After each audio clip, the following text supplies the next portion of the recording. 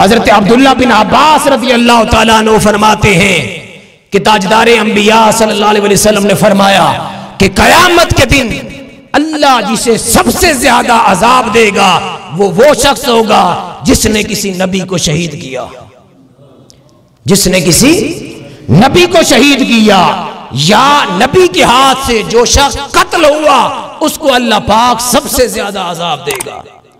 اور پھر اللہ پاک اسے سب سے زیادہ عذاب دے گا جس نے اپنے والدین کو ماں یا باپ کو قتل کیا.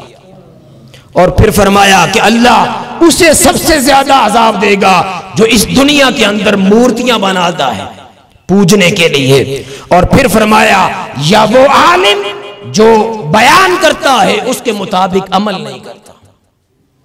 تو گویا اس شخص کو قیامت کے دن سب سے زیادہ عذاب ہوگا جو والدین کا قاتل ہے، والدین کو قتل کرنے والا ہے.